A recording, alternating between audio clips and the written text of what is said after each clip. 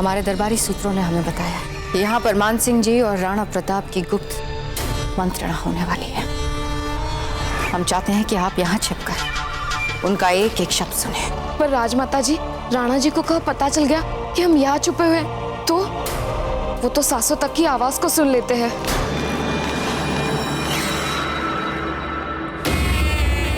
रुको, बस यहीं रुकिए।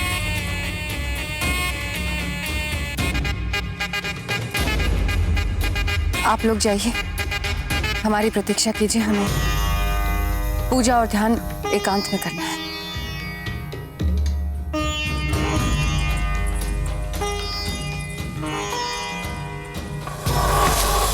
कुंवर जगमाल, कैसे हैं आप? महल में आपका बिताया हुआ एक एक पल याद आता है हमें।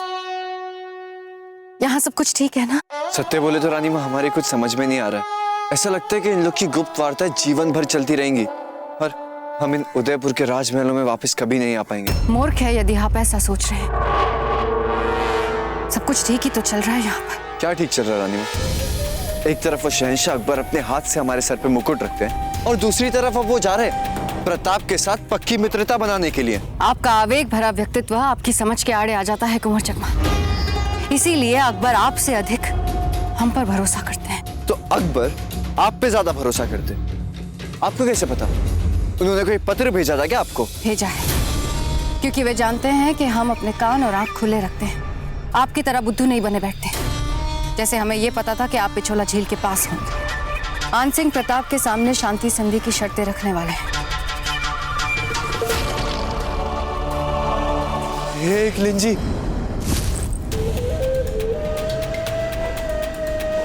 हमें तो लगा था कि अकबर हम पे अपना विश्वास खो चुका है, किंतु अब हमें लगता है कि जब तक आप हमारे साथ हैं, हमें चिंता करने की तो कोई आवश्यकता नहीं है। आप ये पत्र मुल्तान खान को दे दीजिए। उनसे कहिए कि हम चाहते हैं वो बिल्कुल वैसा करे जैसा हमने इस पत्र में लिखा है। आगे वो जानते हैं क्या करना। तो समझ लीजिए, दे दिया हमने आपका ये पत्र।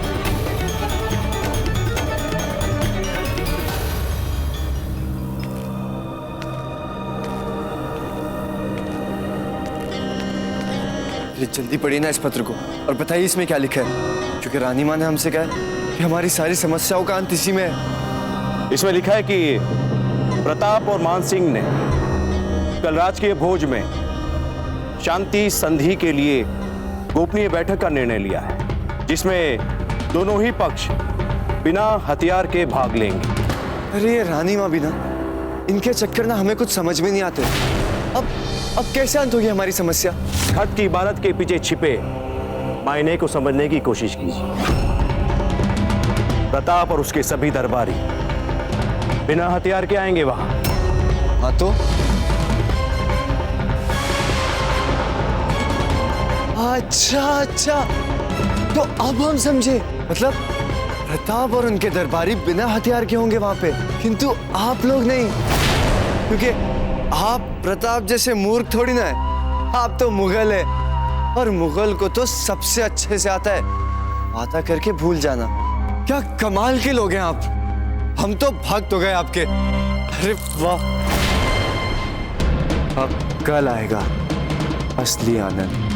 भले ही शांति वार्ता क्षेत्र में कोई भी पक्ष बिना हथियार के जाएगा, किंतु पिछोला झील से लेकर राणा जी के निकट सुरक्षा घेरे तक कहीं भी शिथिलता नहीं आने देनी। आप सभी सुरक्षा कर्मी छिपकर सजग बने रहेंगे। कोई भी राणा जी को दिखना नहीं चाहिए, नहीं तो उसी क्षण राणा जी उसे निकाल फेंकेंगे। खम्मागढ़ आचार्य जी। किसने भेजा ये संदेश? भेजने वाले का नाम ही नहीं है इसमें आचार्य जी।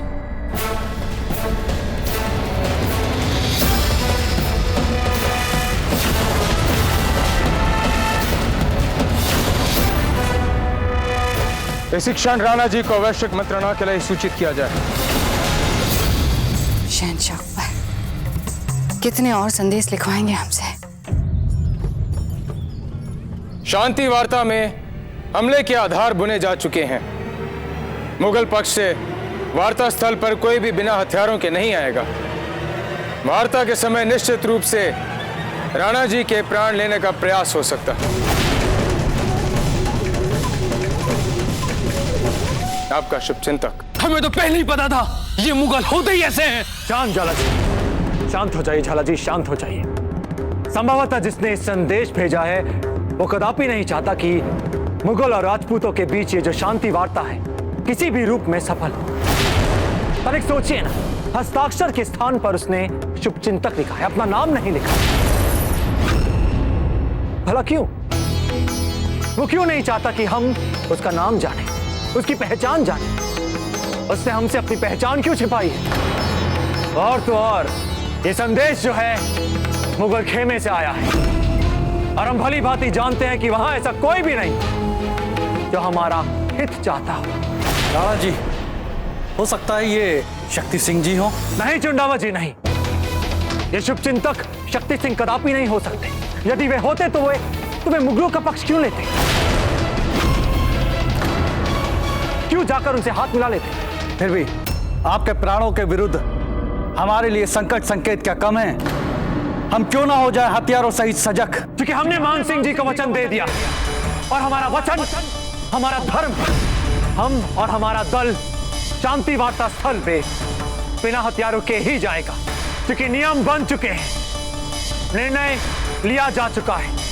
क्या लगता है आप सभी को कोई भी धूर्त अनजान व्यक्ति हमें यह संदेश भेज दे और हम भयभीत होकर इस पूरे अभियान को भंग कर दें, निरस्त कर दें? कल के शांति वार्ता की तैयारियां आरंभ की जाए।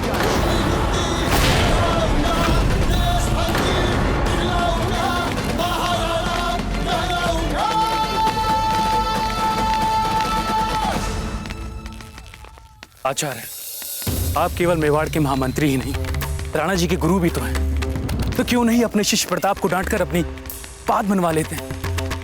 झाला जी, मन तो हमारा भी कई बार ऐसा करने का ही करता है, किंतु मर्यादा की सीमा हमें ऐसा करने से रोक देती। क्या वो सुनहरे दिन जब कुंवर प्रताप आंखें मूंद के हमारी हर बात मानते थे? अब एक राजा बन चुके हैं, हठी राजा, जो किसी की एक नहीं सुनते। नहीं सुनते तो कोई और मार्ग इसके लिए सोच लीजिए आचार्य जी। हम आपको दोष नहीं देते राघवेंद्र जी।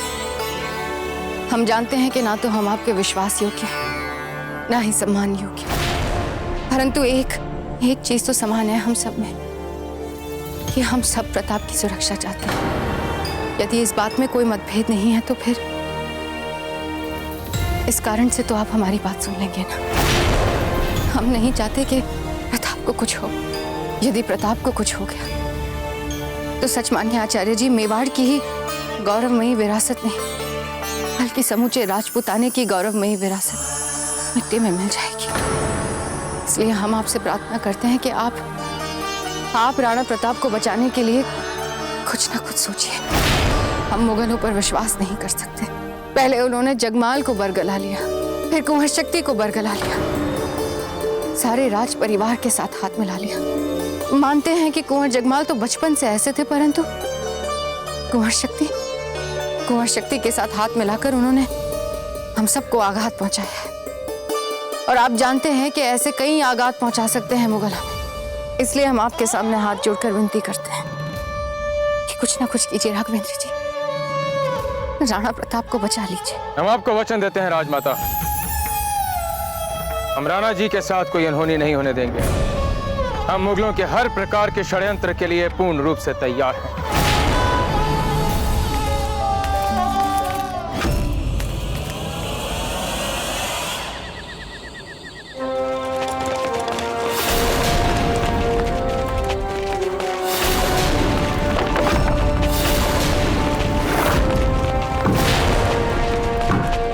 कारीगरों, शहंशाह ने जो तुम्हें तोहफा बनाने का हुक्म दिया था उसे जल्दी खत्म करो। ज्यादा वक्त नहीं अब हमारे पास। जैसे ही कल वहां वो अमन की बातचीत खत्म हुई, हमें वो तोहफा उन्हें देना ही होगा। जी हुजूर। चलो जल्दी जल्दी हाथ चलाओ।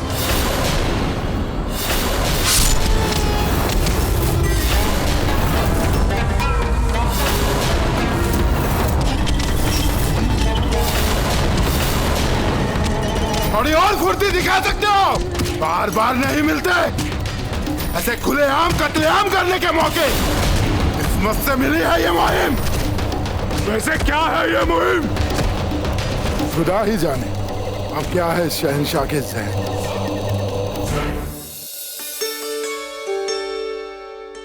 आपने हमारे मुस्तकबिल को लेकर जो खतरनाक चेतावनी दी थी हमें हमारी औलाद से महरूम करने के मुतालिक, उम्मीद करते हैं अब छोड़ दिया होगा आपने उस पर अमल करने का अपना एक ख्याल। हमें अपना विचार बदलना ही पड़ा शहंशाह।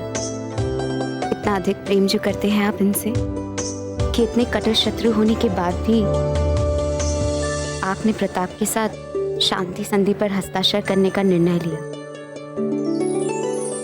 तो आप ही बताइए, कैसे छीन सकते हैं हम आपकी प्रिय संतान आपसे? वैसे शहंशाह, आपने हमें बताया नहीं कि आप प्रताप को क्या उपहार दे रहे हैं। हम नहीं हीर भाई, आप दे रही हैं अपने भाई को ये तोहफा। आपने जिक्र किया है इस तोहफे का अपने लिखे हुए खत में। हाँ, पर वो उपहार है क्या?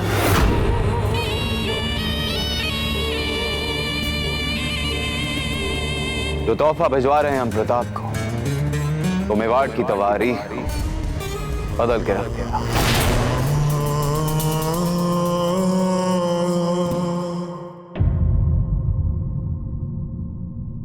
शांति वार्ता के लिए आधारभूत बात यह होगी कि अकबर सबसे पहले सिद्धांत मेवाड़ की पूर्वज सीमाओं को स्वीकार करे और उनका सम्मान करे। बहुत अच्छे आचार्य जी, बहुत अच्छे। हम सोच रहे हैं कि शांति वार्ता के समय हम इसी को अपने पहले शर्त के रूप में उसके सामने रखेंगे, और यदि हम आदर्श के रूप में रखवा पाते तो राजपूताने के सभी रियासतों के सामने भी हम इसी को अपने पहले शर्त के रूप में ही रखते। हम वहां तक भी जाएंगे राणा जी। ये संधि मात्र हमारे लिए प्रथम चरण है। शांति के पथ पर जाना तो हमें बहुत आगे तक है राणा जी। यदि अकबर हमारी मेवाड़ की सीमाओं को स्वीकार कर लेता तो हम उससे राजपूताने के समस्त राज्यों की सप्रभुता स्वतंत्रता के बारे में बात कर सकते हैं। हम समस्त राजपूताने की सुरक्षा और गौरव को पुनः स्थापित करने पर भी काम कर सकते हैं राणा जी। जी आचार्य जी, ऐसा ही होगा। किंतु एक बात है जो हमें समझ में नहीं आई कि अकस्मात उस मुगल के मन में हमारे लिए शांति का भाव आया कहां से? वो मुगल जो युद्ध प्रेमी है, अकस्मात शांति उपासक कैसे बन गए? संवेदनशीलता उसमें आज तक हमने देखी नहीं। तो मात्र अपनी पत्नी की इच्छा को पूरी करने के लिए उसने अपनी मूल प्रवृत्ति तक बदल दी। वो उसके भी विरुद्ध चला गया। आचार्य जी, ये एक ऐसा विषय है जिसके बारे में सोचने के लिए हम विवश हो रहे हैं। कारण चाहे जो भी हो राणा जी, देखना हमें यह है कि मेवाड़ के साथ मित्रता के मार्ग पर मुगल कब तक चलता है और कैसे चलता है। जी चले। आपने तो पगड़ी नहीं पहनी। जी आचार्य जी, वो पगड़ी हमें अजबदेही पहनाती है, तो क्या आने के पश्चात ही हम अरे आ गए अजबदे।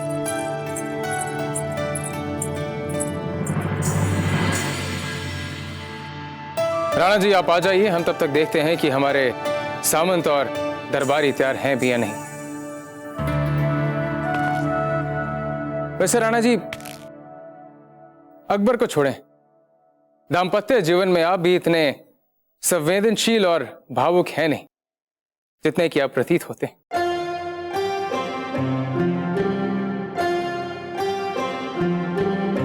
आप चलिए, हम बस अभी आते हैं।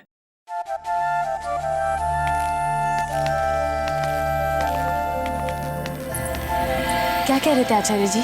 कुछ नहीं, आपने पगड़ी बनाई, आइए।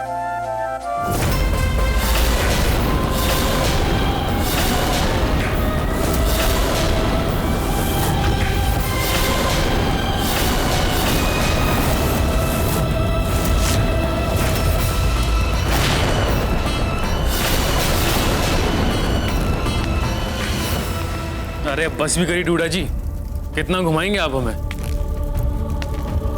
अब किसी को भी पता नहीं चल पाएगा कि इन अंगरखों के नीचे हमने हथियार भी छुपा रखे। किंतु आप तीनों के गर्म स्वभाव को देखकर हमारा एक सुझाव, हमारा कहने का अर्थ है कि आप तीनों के शौर्य को देखते हुए हमारा एक सुझाव, आप सब संयम बरतिए और अपने अपने हथियारों को केवल उन परिस्थितियों में बाहर निकालिएगा जबकि कोई और विकल्प ना बचे। अब एक कांटे की बात हमारी भी सुन लीजिए।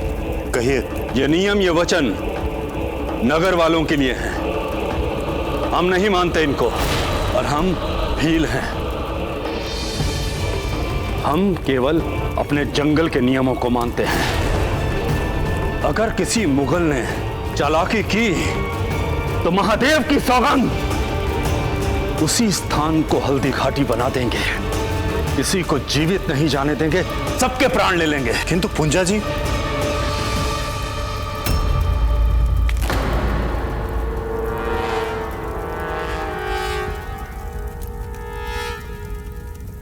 क्या बात है?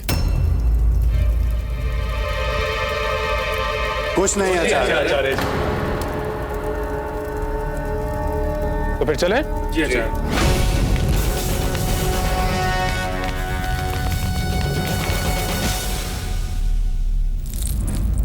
अजब दे,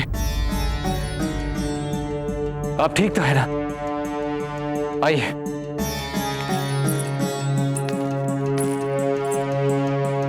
अजब दे, आप ठीक तो है ना?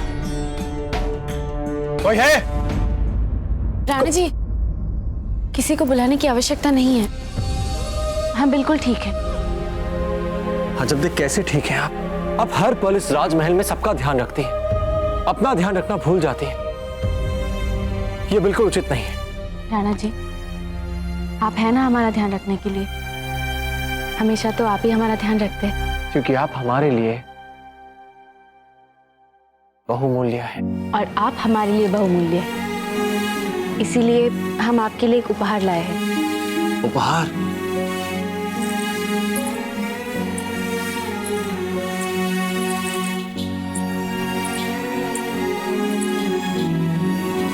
ये लीजिए, खोलिए इसे। ये हमारे लिए?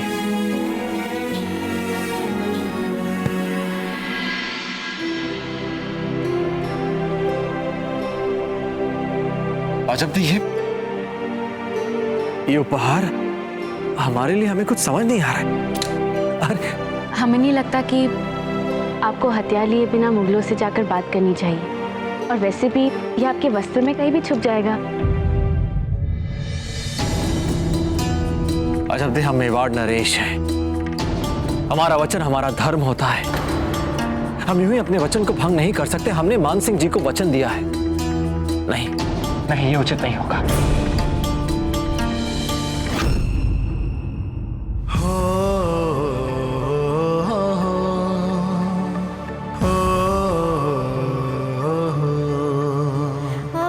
अजब दे, हमारी सुरक्षा करने के लिए आपका प्रेम ही बहुत है।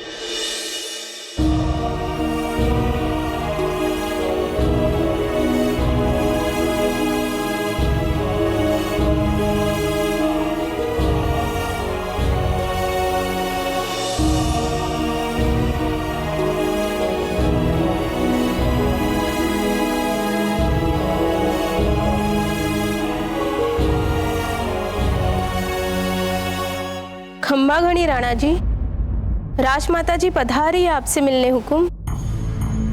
हमें लगता है कि छोटी माँ आपका तिलक करने आई है। हम अभी थाल लेकर आते हैं। इसकी कोई आवश्यकता नहीं।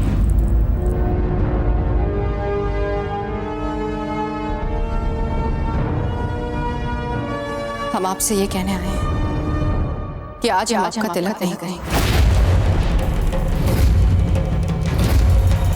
क्यों रानी माँ, क्यों नहीं करेंगे हमारा राज तिलक? प्रताप, हमारा तिलक हमारे आशीर्वाद का चिन्ह होता है। आपके हर छोटे बड़े प्रयासों की सफलता के लिए हमारे मन से निकला सच्चा आशीर्वाद होता है। परंतु जब आप उस कार्य के लिए जा रहे हैं जिसमें हमारी सहमति नहीं, तो फिर झूठे तिलक का क्या औचित्य है? आपका अकबर से मिलकर शांति संधि करना हमें उचित नहीं लग रहा, परंतु आप राणा प्रताप हैं। आपको जो ठीक लगे आप करें।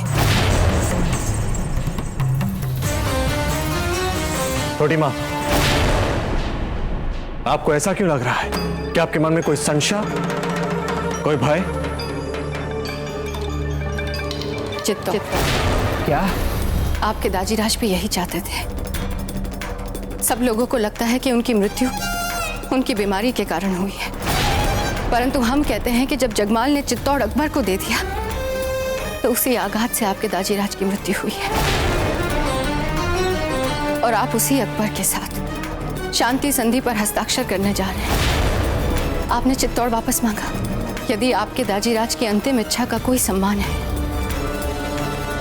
तो किसी प्रकार की संधि करने से पहले आप उनसे चित्तौड़ वापस मांगिए। फिर जैसे चाहे संधि करें, आपको कौन रोक सकता है? राणा जी, हम छोटी माँ के बातों से सहमत हैं। अब कुछ भी हो जाए, हम होने ही नहीं देंगे इस शांति प्रयास को सफल। देख लेना, अब सब कुछ अकबर की योजना के अनुसार ही होगा यहाँ।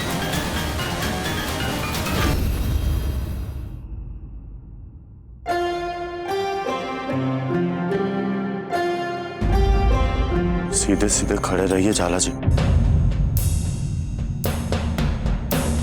समझ में हमारी ये नहीं आ रहा कि जो लोग युद्ध में भी शांत रह सकते हैं, तो फिर शांति के अवसर पे उनके लिए तनाव का कारण क्या चल रहा है यहाँ? आप सब इतने तनाव में क्यों लग रहे हैं? क्योंकि युद्ध भूमि में हथियार अंगरखों में नहीं रखे जाते। कुछ कहा आपने? नहीं। आगे देखिए आचार्य जी, वहां भी वातावरण काफी गर्म है।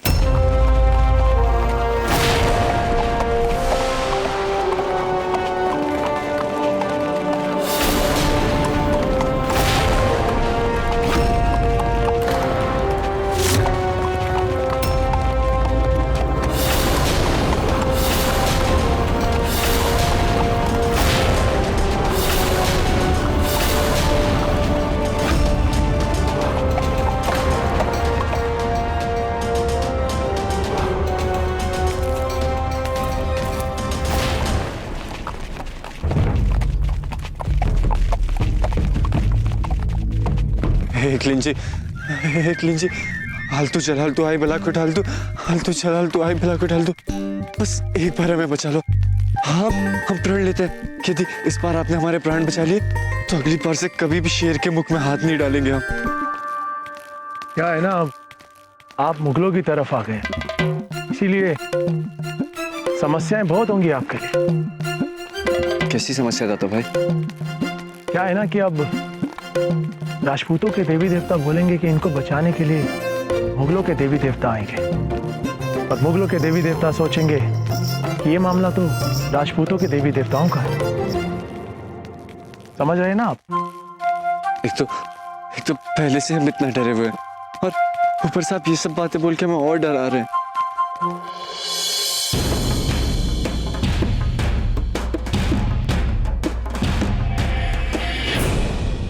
हमारे शानदार स्वागत आभार के लिए, स्वागत सत्कार के लिए बहुत बहुत आभार। हम सबको हथियार के लिए एक शरीर तलाशी ले लेनी चाहिए फुर्ती से।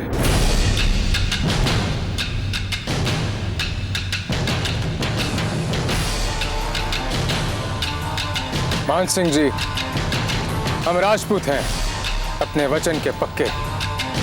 सामने वाले से भी अपेक्षा रखते हैं कि वह अपने वचन को पूर्ण रूप से निभाएगा। फिर भी आप निश्चित रूप से हमारी तलाशी ले सकते हैं।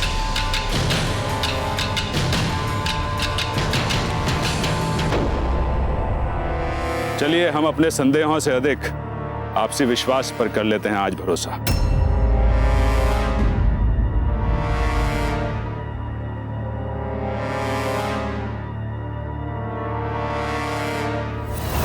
राणा जी, राजमाता की बात से हम 100% सहमत हैं। शांति संधि की किसी भी बात से पहले हमें यह तय करना होगा कि वो मुगल हमें हमारा चित्तौड़ वापस देगा या नहीं। यदि मुगल हमें हमारा चित्तौड़ वापस नहीं लौटाता है तो शांति वार्ता कैसी? राणा जी, जोंडावत जी, क्या आपको लगता है मान सिंह जी इस विषय को सही परिप्रेक्ष्य में देख पाएंगे? राणा जी, मान सिंह जी अकबर के प्रतिनिधि हैं। मान सिंह जी की अच्छाइयां अकबर की इच्छा नहीं मान सकते। यदि अकबर सचमुच मैत्री चाहता है तो वो हमें वो दे दे जो हमारा है। जो कुंवर जगमाल ने उसे दे दिया था। जब मेवाड़ के राज सिंहासन पे सही राणा विराजमान हो चुके हैं तो वो क्यों नहीं दे देता हमें चित्तौड़? पहले वो हमें हमारे वर्तमान सामान्य राजा को लौटा दे चित्तौड़, ताकि दोनों पक्ष खुले मन से कर सके शांति का प्रयास। तब ठीक है, अब हम भी देखना चाहते हैं कि चित्तौड़ को पुनः पाने का जो हमारा प्रयास है, क्या वो हमें एक महायुद्ध से बचाता है या फिर हमें एक महायुद्ध की ओर धकेलता है।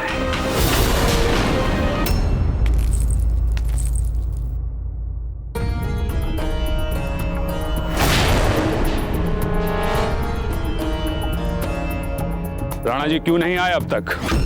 मान सिंह जी, राणा जी आते ही होंगे, तब तक आप मेवाड़ी व्यंजनों को उपकृत कीजिए। नहीं नहीं, आवश्यकता नहीं है इन औपचारिकताओं की। अमन की बातचीत तो होती दिख नहीं रही हमें। लगता है यहां से बस हमें खा पी के ही अल्लाह अल्लाह खैर सल्लाह कहना पड़ेगा।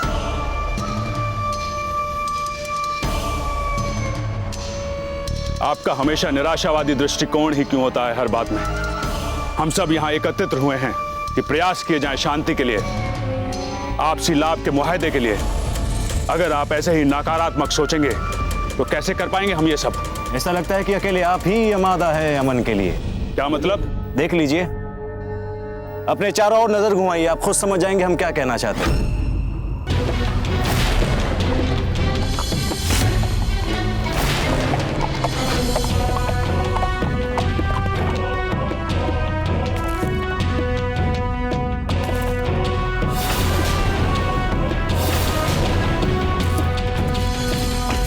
इतनी देर इंतजार करवाया प्रताप ने हमें, लेकिन अब तक कोई आसार नजर नहीं आ रही उनकी आमद की।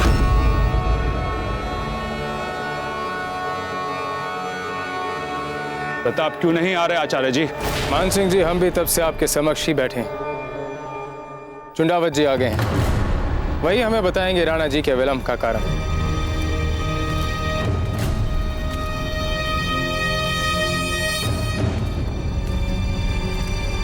चुंडावत जी, कहां हैं राणा प्रताप? कब से प्रतीक्षा कर रहे हैं हम और हमारे साथी। राणा जी ने बड़े ही आदर सहित आपके लिए क्षमा प्रार्थना भिजवाई है मान सिंह जी। क्षमा प्रार्थना नहीं चाहिए, राणा प्रताप चाहिए शांति संधि के लिए। हम क्षमा चाहते हैं मान सिंह जी। राणा जी ने हम सबके साथ इस विषय पे बहुत विचार मंथन किया और राणा जी की इच्छा भी यही है कि शांति वार्ता सफल हो जाए, किंतु मेवाड़ को उसका चित्तौड़ लौटाने के ठोस आश्वासन के बिना कैसे करें हम आपके साथ शांति वार्ता या संधि की बात।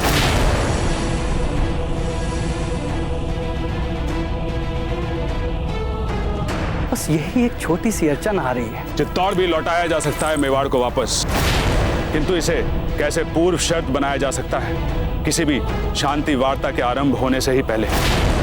देखिए, हर समस्या का समाधान संभव है, किंतु उसके लिए दोनों पक्षों को आमने सामने बैठना होगा और हर विषय पर खुलकर बातचीत करनी होगी। आप कुछ क्यों नहीं बोल रहे हैं आचार्य जी? हम क्या बोले मान सिंह जी? चित्तौड़ हमारे लिए संवेदनशील विषय, हमारा गौरव है और हमारे इसी गौरव को जगमाल जी की सहायता से आपने हमसे ले लिया, जिन्हें देश निकाला दे दिया जा चुका है। और यदि हमारे राणा जी चाहते हैं कि इस मैत्री से पूर्व हमारे गौरव को, हमारे चित्तौड़ को पुनः हमें लौटाने का आश्वासन दे दिया जाए, तो इसमें अनुचित क्या है? देखिए, चित्तौड़ शहंशाह अकबर के लिए भी एक गौरव का प्रश्न है, क्योंकि ये पहला महत्वपूर्ण दुर्ग हासिल किया है उन्होंने। इसीलिए तो इसको लौटाने में शहंशाह के लिए एक अपमानजनक बात सिद्ध हो रही है। और फिर हाथ में आया हुआ दुर्ग ऐसे कैसे लौटा दें? इसीलिए तो हमारा कहना है आचार्य जी कि थोड़ा व्यवहारिक होकर सोचना चाहिए हम दोनों को। चित्तौड़ को रखते हैं ना आपसी संधि वार्ता सूची में, करेंगे ना इस पर भी विस्तार से चर्चा। पर केवल इस मुद्दे को लेकर आपसी बातचीत ही आरंभ न करना तो फिर वही ढाक के 3 पात वाली बात हो जाएगी आचार्य जी। फिर हम उसी स्थान पर खड़े हो जाएंगे जहां दोनों पक्ष एक दूसरे के कट्टर शत्रु हैं, एक दूसरे को आंख उठाकर भी नहीं देख सकते। फिर हासिल क्या हुआ इस सबसे?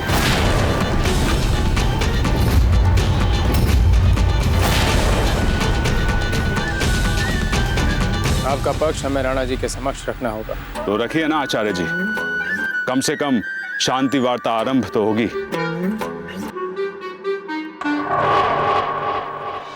ये तो लगता है हो जाएगी दोनों के बीच शांति संधि। नहीं, हम ना मासा को नीचा पड़ने देंगे और ना ही शहंशाह अकबर का मन दुखने देंगे। कुछ भी करना पड़े और शांति वार्ता तो नहीं होने देंगे।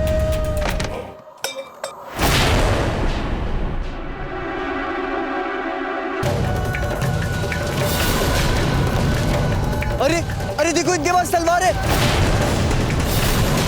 गुलजार खान जी, जल्दी से अपने हथियार निकालिए। शांत हो जाइए।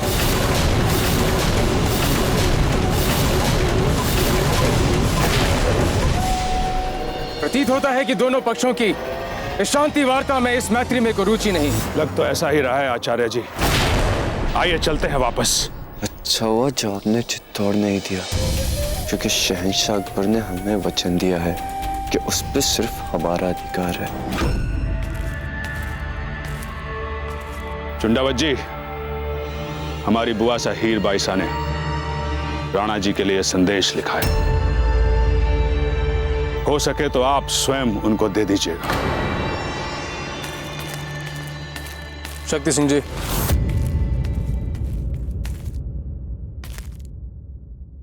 आश्चर्य तो हमें इस बात का है कि जहां आप पले बड़े, जहां आपका बचपन बीता, उस स्थान को, उस चित्तौड़ दुर्ग को पुनः लेने में आपकी इच्छा, आपकी लालसा प्रतीत नहीं होती। ये सही है आचार्य जी कि हम बड़े चित्तौड़ में हुए, किंतु बुढ़ापा उदयपुर में व्यतीत करने का हमारा कोई इरादा नहीं।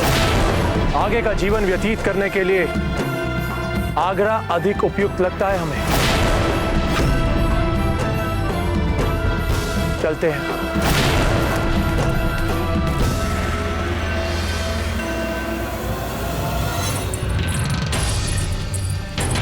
अजब देखा, वो तो विश्राम करिए अपने कक्ष में छोटी रानी साहब। विश्राम कर रहे? हाँ।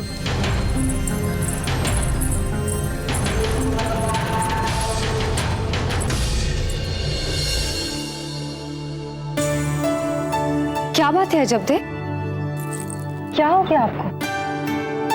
कुछ नहीं फूल, बस थोड़ी निर्बलता और थकावट है। परंतु आप इतनी उद्विग्न क्यों हो रही है? क्या बात है? शांति वार्ता असफल हो गई। क्या? चलिए दरबार चलते हैं। किंतु अजब दे, इस अवस्था में नहीं, आपको तो विश्राम करना चाहिए। फूल, जब मेवाड़ के राणा जी और उनके साथियों को विश्राम करने का समय नहीं है, तो फिर हम यहाँ विश्राम कैसे कर सकते हैं? चलिए।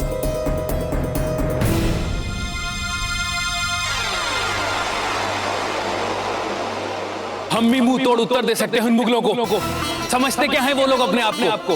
सिर्फ वही जानते हैं छुपाकर हथियार चलाना। हमने भी कुछ चूड़ियां नहीं पहन रखी हैं। राजपूत भी जानते हैं हथियारों का उत्तर हथियारों से देना। राणा जी, अच्छा हुआ जो आप वार्ता स्थल पे नहीं गए। वहां वो मुगल हथियार छिपा के लाए थे। हथियार छिपाकर तो हम भी गए थे, इसलिए नैतिकता की बात करने योग्य तो हम भी नहीं।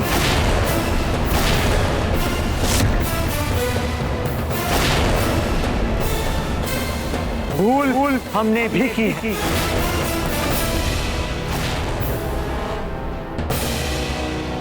वैसे भी वो मुगल जो है हमें चित्तौड़ लौटाने के लिए तैयार नहीं। इससे सारी बातचीत, सारे विचार विमर्श यही समाप्त होते हैं। अब मिलकर एक महायुद्ध की तैयारियां आरंभ करनी चाहिए। यही है सारे प्रकरण का अंतिम प्रतिफल, यही है सारी समस्याओं का समाधान।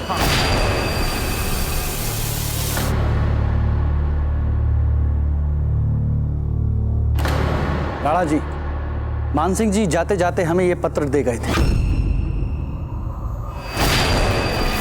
कह रहे थे कि उनकी बुआ हीर भाई शाह ने भेजा है ये आपके नाम। हमारी जीजा का पत्र हमारे लिए। अजब भी।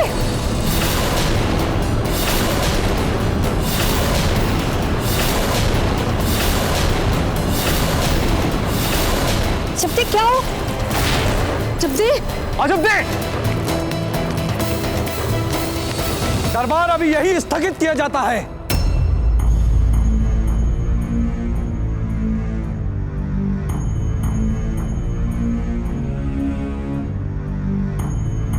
बच्ची, अब कैसी है हमारी अजब्दे?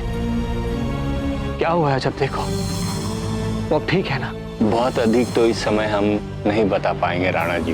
वैसे तो बस हम इतना ही कह सकते हैं कि चिंता करने की कोई बात नहीं है। एकलिंग जी का कोटि कोटि धन्यवाद। खम्मा घड़ी राणा जी, चुंडावत जी ने आपको इसी समय छत पे बुलाया है। इसी समय? किंतु आप जाइए, हम ठीक है। अरे नहीं अजब्दे, आपको इस अवस्था में। हम ठीक है, आप जाइए। अपना ध्यान रखिए, बस अभी आते हैं।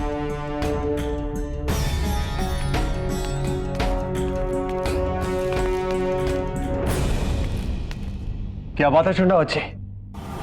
तो देखिए राणा जी, मुगल प्रतिनिधिमंडल जा रहा है वापस। क्या? इतने शांतिपूर्वक वे वापस लौट रहे हैं? हमें तो लगा था कि ये जाते जाते हमें एक युद्ध की चेतावनी तो देंगे। राणा जी, हो सकता है वो इस बार सचमुच हमसे मित्रता के उद्देश्य से आए हों। आप कहना क्या चाहते हैं? शत्रु भला जाते जाते इतना विशाल उपहार कैसे छोड़ के जाएगा? उपहार?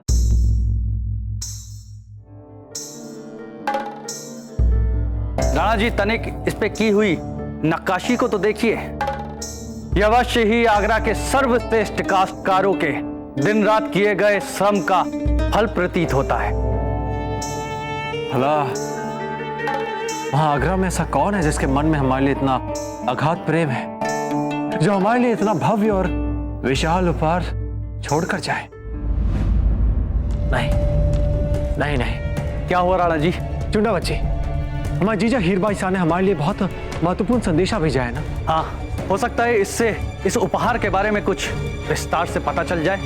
तो चलिए शीघ्र जाकर उसे पढ़ते हैं। आइए। मेवाड़ से खबर आई है कि अमन की कोशिशों के लिए की जाने वाली राजपूतों से हमारी बातचीत किसी करारनामे तक पहुंचे बिना नाकाम हो गई। सुभान अल्लाह, क्या मुबारक खबर सुनाई है। यही तो चाहते थे हम। उम्मीद करते हैं कि मान सिंह और हमारी भेजी फौजी टुकड़ियों ने शुरू कर दिया होगा आगरा लौटना। वैसे प्रताप के भिजवाए तोहफे को उसने कबूल किया या नहीं?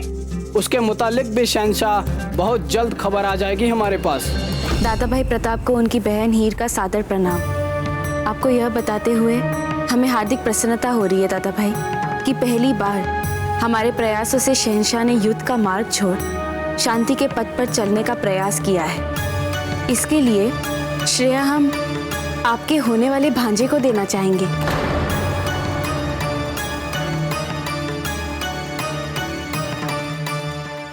संभवतः यदि जीजा को पता होता कि जो अमन और शांति का जो शांति प्रस्ताव उस मुगल ने हमारे सामने रखा है, किंतु उसकी अंदरूनी इच्छा ये कदापि नहीं थी कि मुगल और राजपूत कभी भी एक हो। हम एक उपहार भी भेज रहे हैं आपके लिए दादा भाई। आशा करते हैं आपको अच्छा लगेगा हमारा उपहार। आपकी मुंह बोली जीजा हीर। राणा जी, हमें लगता है कि ऐसी अवस्था में हमें हीर जीजा को और तनाव नहीं देना चाहिए। हाँ जब्दे, बिल्कुल ठीक कह रही हैं। ऐसे समय में तनाव देना ठीक नहीं होगा। क्यों नहीं कहेंगे ठीक है? अजब्दे स्वयं भी तो इस हालत में है इस समय। सही कहा आपने। अजब्दे, विश्राम कीजिए, हम अभी आते हैं। आई चुंडा बच्ची।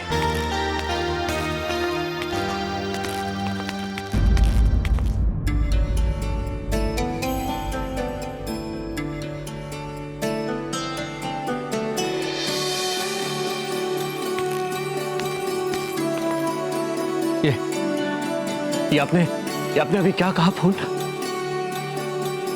ये जो आपने कहा क्या ये सत्य है? हाँ, वैद्य जी ने अभी अभी बताया। अजब थे आपने हमें इतना प्रसन्नता का समाचार, क्या ये सत्य है? हमें विश्वास नहीं हो रहा। अजब थे हमारी ये संतान एक शांति सूचक के रूप में आई है। देखिए ना, हमें यहाँ इतना शुभ समाचार मिला, वहां वो मुगल अमन और शांति से वापस जा रहे हैं। इसका अर्थ तो ये होता है कि हमारी ये संतान हमारे लिए शांति का प्रतीक लेकर आई है। एकलिंग जी,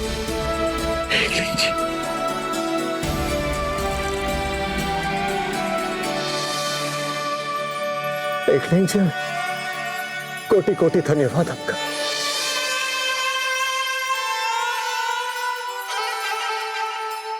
मुगल चाहते हैं कि हम उनका भेजा हुआ उपहार स्वीकार कर लें, ताकि वो संसार को दिखा सके कि वो मेवाड़ के मित्र हैं, शत्रु नहीं, और इसकी वाहवाही लूट सके वो चारों तरफ। कितनी घटिया राजनीति है ये। हमें उनके चक्रों में नहीं आना चाहिए। महाराणा प्रताप सिंह दरबार में पधार रहे हैं।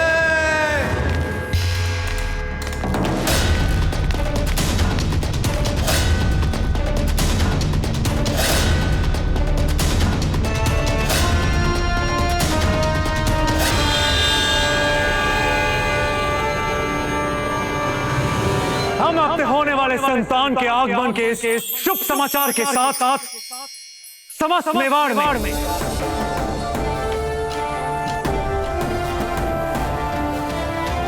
उत्सव की घोषणा करते हैं। आपको बहुत बहुत शुभकामनाएं राणा जी। बधाई हो राणा जी, बधाई हो राणा जी, बधाई हो राणा जी। राणा जी, उस विशाल काष्ठ हाथी का क्या करना है जो मुगलों ने आपको उपहार में दिया? आचार्य जी, वो उपहार मुगलों का नहीं, वो एक मुंह बोले भाई को उसकी बहन ने भेजा, और हम उस उपहार को सम्मान पूर्वक स्वीकार कर उस विशाल काष्ठ हाथी को राजमहल के अंदर लाया था।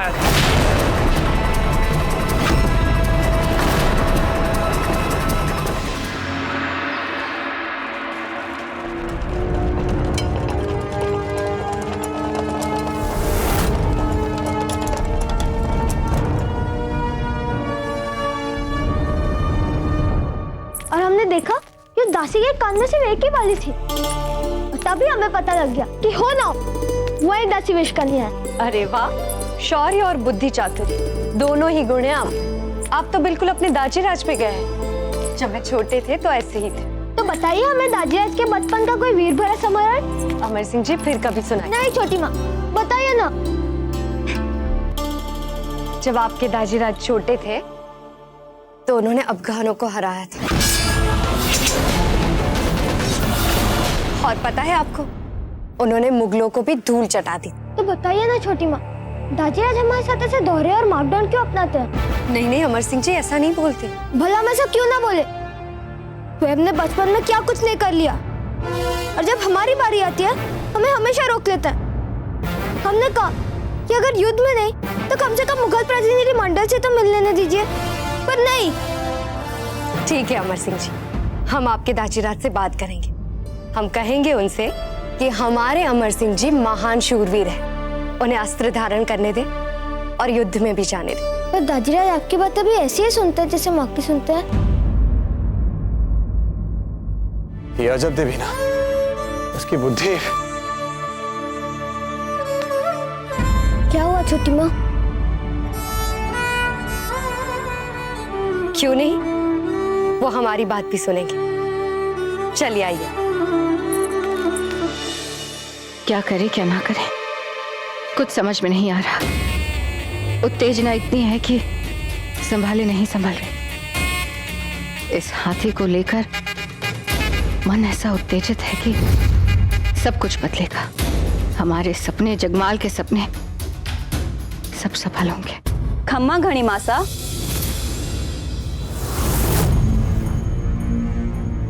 हमारी प्यारी बेटी मान, आप यहाँ कैसे हैं आप दोनों? हम लोग तो बिल्कुल ठीक हैं। बस हम यहाँ आकर अचानक चकित करना चाहते थे आपको। चकित हो गए हैं हम, मान। स्वास्थ्य तो ठीक है ना आपका?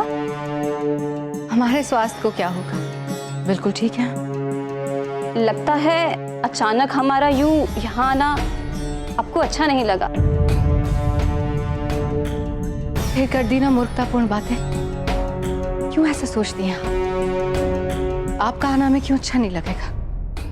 हम बहुत प्रसन्न हैं कि आप आई हैं, बिल्कुल अच्छा लग रहा है। पता नहीं, आपके बोलने के ढंग से तो ऐसा नहीं लगता। वैसे आप बुरा मत मानना, हम यहाँ आपके लिए नहीं आए हैं।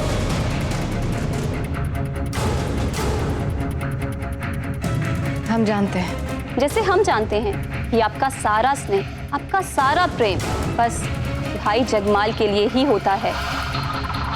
इसलिए हम आपके लिए नहीं, अजबदेव भाभीसा के लिए यहाँ आए हैं। हम जानते हैं। चाहिए आप अजबदेव के पास चाहिए।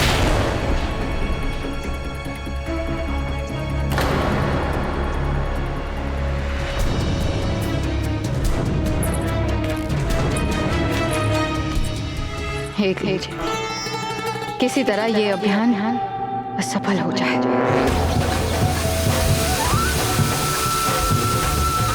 अरे हमारे कुंवर साहब पधारने वाले हैं मेवाड़ के। अपने महाराणा साहब बाजीराज बनने वाले। उदयपुर बसने के बाद राजघराने में पहली बार नया सदस्य आ रहा है।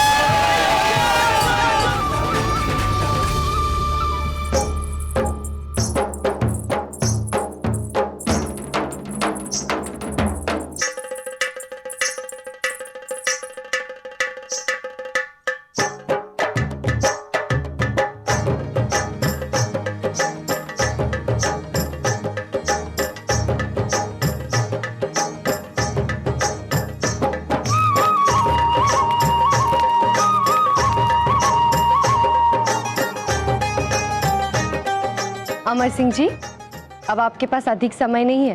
किस बात के लिए छोटी माँ? आपके आने वाले छोटे भाई को उपहार देने के लिए। आप सोच लीजिए कि आप क्या उपहार देंगे उनको। पर छोटी माँ, हमें एक बात समझ नहीं आई। कौन सी बात? यही कि आप इतने विश्वास से कैसे कह सकते हैं कि छोटा भाई आएगा? बहन क्यों नहीं हो सकती? हमें तो बहनें बहुत अच्छी लगती है। वो राखी बांधती है, तिलक करती है। हाय अजबदेव, देखिए तो हमारे अमर सिंह जी को कैसे हमारा एक शूरवीर कम कर रही है। हम तो यही चाहते हैं कि अमर सिंह जी की मन की इच्छा पूरी हो जाए, क्योंकि जब बाप और बेटे दोनों युद्ध करने जाएंगे, हमारे पास भी तो कोई होना चाहिए ना हमारा ध्यान रखने के लिए। नहीं नहीं, कोई हाँ में हाँ नहीं मिलाएगा अमर सिंह जी की बातों में। लड़का ही होना चाहिए। क्यों बड़ी बुआ? क्योंकि लड़कियों को घर से विदा होना पड़ता है और विदा होने के बाद कोई उन्हें याद ही नहीं करता। क्या अजब भाभी साहब, आप तो ऐसे ना थी। अरे नहीं नहीं, हम भला आपको कैसे भूल सकते हैं? तो आपने हमें आमंत्रित क्यों नहीं किया? क्योंकि हम जानते हैं कि आप शालीवान जी से कितना प्रेम करती हैं और शालीवान जी आपके बिना एक क्षण भी नहीं रह सकते। बस इसीलिए इस हालत में अगर बहाने को इतना लंबा खींचेंगी तो पेट में लात मारेगा हमारा भतीजा आपको। नहीं नहीं, हमें पता था कि जन्म पे तो आप दोनों को आना ही था, इसलिए। आप तो जानती है ना मान, हमारी अजबदेव को सबका ध्यान रखने में इतनी आगे निकल जाती है कि कभी अपनों को भूल जाती है तो कभी अपने आप को। क्षमा कर दीजिए हमें, अरे हमसे भूल हो गई, परंतु सच यहाँ पर आके आपने बहुत अच्छा किया। धन्यवाद। अब जीजा जीवन भर भाभी सा का सर खाएंगी। चांद, मारेंगे हम आपको। हाँ, मारा मारी का काम तो शूरवीरों का होता है, इसलिए तो शालीवान जीजा जी बटाएंगे दादा भाई का हाथ युद्ध की तैयारियों में। फिर हम फूल और भाभी साहब के साथ मिलकर चांद के अत्याचारों से बचाएंगे। किंतु इसमें 2 सुधार है। पहला ये कि अब युद्ध नहीं हो रहा है। अच्छा, इसका विस्तार से विवेचन हम राणा जी से ले लेंगे। और दूसरा सुधार ये है कि आपकी ये सहेली अब छोटी भाभी सा बन गई है। अच्छा, तो आपने वो सब कर ही डाला जो हम बचपन से करना चाहती थी। अरे अजब थी, आप हमें बचाए इनके अत्याचार से। भूल, अब इस हालत में हम आपसे क्या कहेंगे? और वैसे भी ये राजपूतों का घर है, यहाँ युद्ध नहीं होगा तो और क्या होगा? अच्छा भाभी सा, आप यहाँ बैठकर ढोल ही बजाएंगी या हमें भतीजे भतीजी भी देंगी? सीखिए सीखिए, अजब भाभी से कुछ सीखिए।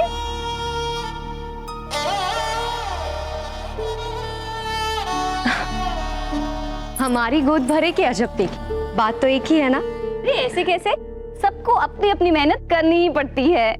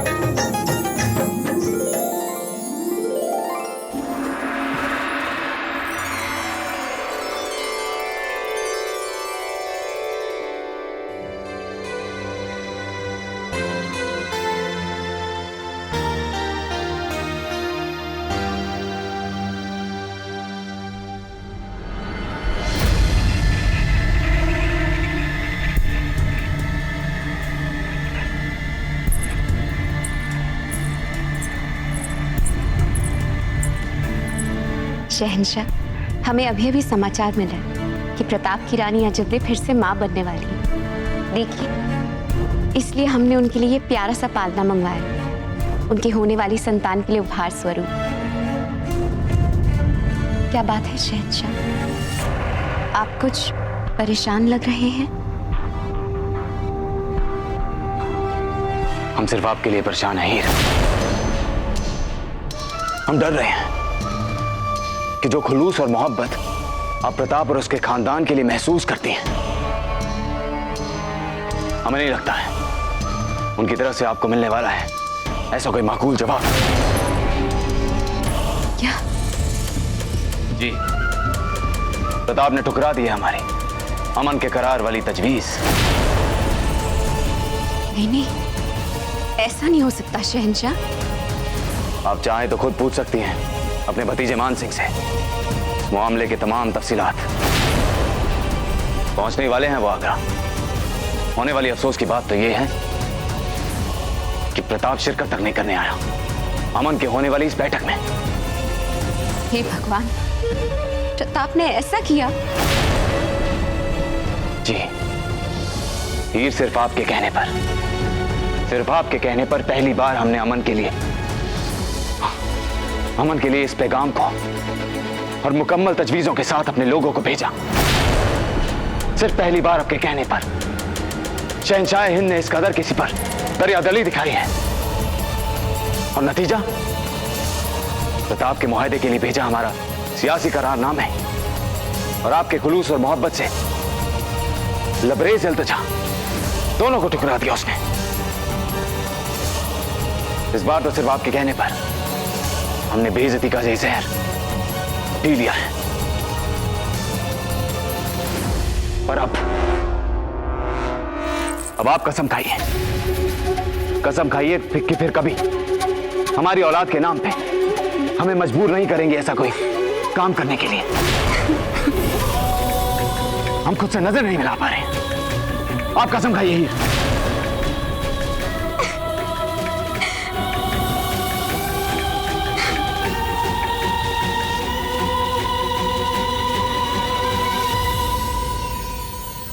बस इज्जत बचाने की सिर्फ एक ही बात है जो इस तमाम मुहिम में बची है, और वो ये है कि आपके भेजे हुए तोहफे को प्रताप ने कबूल कर लिया।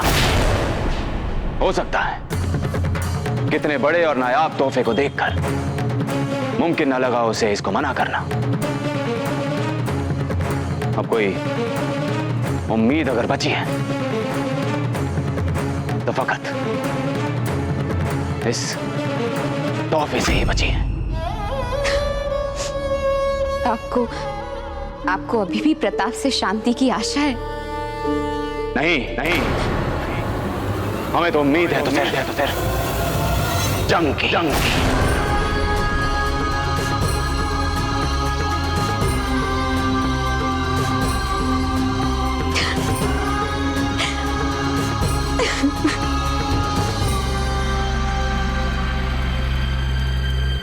जीजा, आपके लिए वहाँ कोने वाला कक्ष निर्धारित किया है भाभी सा ने, ताकि आपके निजी क्षणों में कोई व्यवधान ना डाले। देख रहे हैं आप कितनी समझदार हो गई है हमारी चांद। हाँ, बच्ची नहीं रहे, अब बड़ी हो गई है हमारी साली साहबा। बस आप ही को दिखता है हमारे गुण जीजा जी, वरना जीजा को तो अब भी हम छोटी सी बच्ची लगते हैं। तो देखा आपने क्या कह रही है हमारी साली जी? अरे अरे, क्या कर रहे हैं? अभी तो चांद ने कहा ये बड़ी हो गई हैं। इसीलिए तो जीजा उन्होंने आपके गले में हाथ डाला, ना कि हमारे। अच्छा, शुभ रात्रि।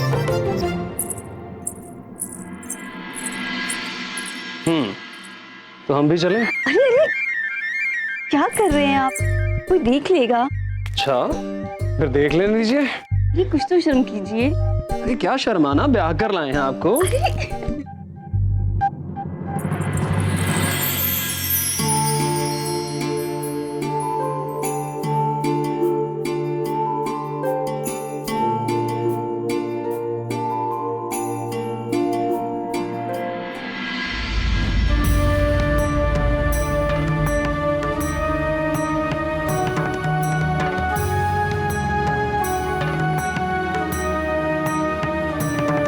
आप जा रहे हैं? जी हाँ,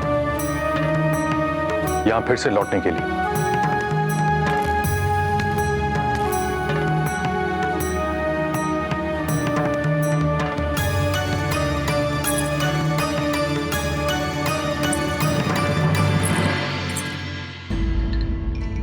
अरे आप सोई नहीं अभी तक? बस सोने जा रहे थे। एक बात पूछे आपसे। क्या भाभी साहब? चांद, आपके मन में जो भी बात है ना, उसे बाहर निकालिए। यदि आपने उसे बाहर नहीं निकाला तो कोई कैसे जान पाएगा कि आपके मन में क्या बात है? किसकी बात कर रही हैं आप भाभी साहब? आप जानती हैं हम किसकी बातें कर रहे हैं। जो भी आपके मन में है उसे कह डालिए।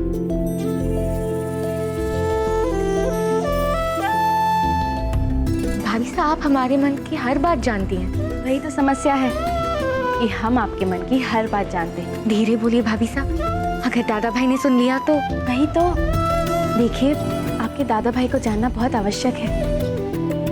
कह दीजिए उनसे अपने मन की बात। अरे भाभी साहब, आप हमें ऐसे डराइए मत। जब तक आपके दादा भाई आपकी वो वाली बात नहीं जानेंगे, तब तक आपके हाथ पीले कैसे होंगे? हम बात करें आपकी इच्छा अनुसार। अच्छा भाभी साहब, आप जीती, हम हारे। तो बता दे आपके दादा भाई को। लेकिन संभाल के बताइएगा भाभी साहब, कहीं ऐसा ना हो कि ये बात सुनकर उनकी तलवार म्यान से निकल जाए और कहीं हमारी गर्दन ही ना काट दे वो। जब आपके दादा भाई की बहन ऐसे चांद जैसी हो तो वो कैसे तलवार निकाल सकते हैं? अच्छा भाभी साहब, आप कर लीजिए बात। ठीक है, जैसे ही हमें अवसर मिलेगा ना, आपकी गुप्त वाली बात आपके दादा भाई से करेंगे। ठीक है?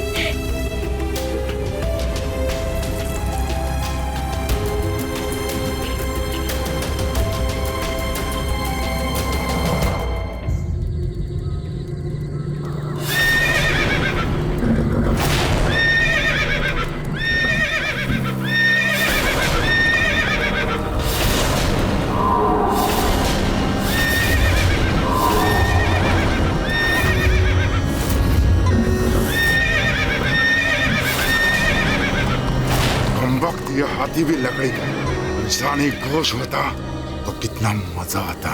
अच्छा है जो लकड़ी का है सरदार, इंसानी गोश्त का होता तो अब तक हम चटनी कर जाते।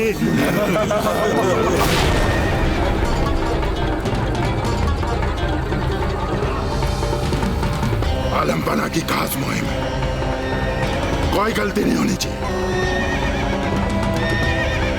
किसी की भी कोई भी गलती बर्दाश्त नहीं करेंगे आप।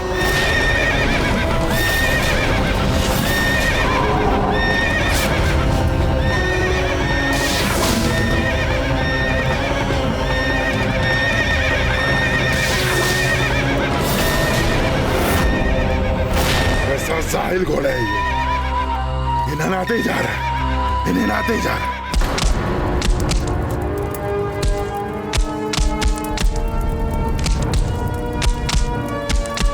अमर सिंह जी,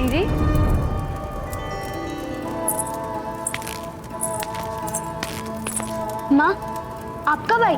हमने तो आपको देखा ही नहीं। क्योंकि हम नहीं चाहते थे कि आप हमें देखें। इतना एकाग्रित होकर कर रहे थे आप अपना अभ्यास, कैसे आपका ध्यान भंग करते हम?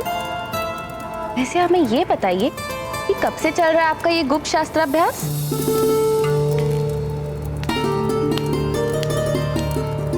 माँ, अब हम आपको क्या बताएं?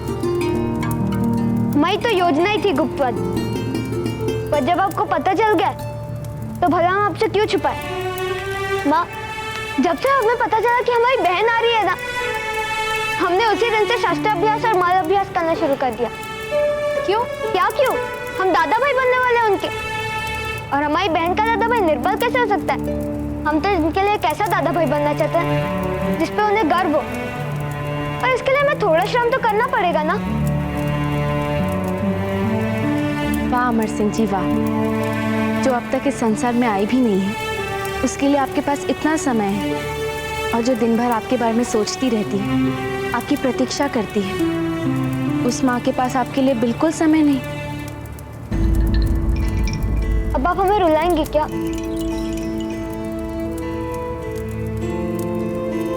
नहीं अमर सिंह जी, ऐसी कोई बात नहीं है। नहीं तो आप ऐसी बात क्यों करती माँ? हमारे पास आपके लिए समय कैसे नहीं हो सकता? हमने तो सब कुछ आप ही से सीखा है। हमारा सुबह शुरू होता है आपकी झिड़की से, और रात आपके सुलाने वाले वीर गाथाओं से। हमारे पास जो कुछ भी है वो तो आप ही का है। उसके पीछे से एक ही उद्देश्य है कि हमसे कुछ ऐसा काम हो जाए जिससे आपको हमारे ऊपर बहुत गर्व हो। ऐसा गर्व जैसे बड़ी दादी माँ को दाजीराज पे है। हम तो हर क्षण ऐसा प्रयास करते हैं आपको ऐसा अनुभव दिलाने के लिए, पर पता नहीं इसका फल कब मिलेगा।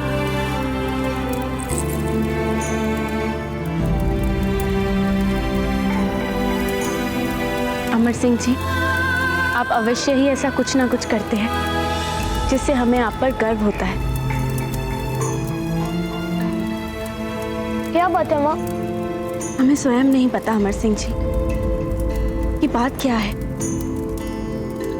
पता नहीं क्यों आज आप पर हमें अत्यंत प्रेम हो रहा है। जी कर रहा है कि आपको बस अपनी सीने से लगा ले, एक पल के लिए भी आपको हमसे अलग ना होने दे।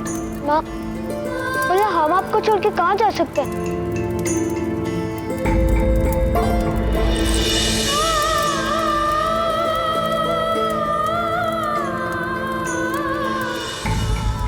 इसको लेके जाओ, ये बिदक क्यों रहा है? राणा जी को सूचना दे देते हैं, ये तक बिदक गया है। इतना हिनहिना क्यों रहा है ये? पता नहीं क्या कहना चाहता है ये। अगर छोटी छोटी बातों के लिए राणा जी को परेशान करेंगे तो राजकाज कैसे करेंगे वो? अरे इस विशाल हाथी को देखकर डर रहा है, हमसे पूछो। एक काम करो, इसको इसकी घोड़ी के साथ बांध दो, अभी शांत हो जाएगा। अपना अनुभव कितक में क्यों खोप रहे हो? ये घोड़ा कभी हाथी से डरते हैं क्या?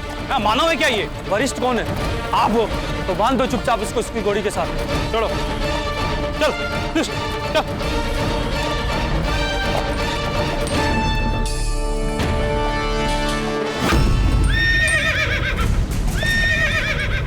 यहाँ केवल चेतक ही नहीं, हम भी उद्विग्न हैं।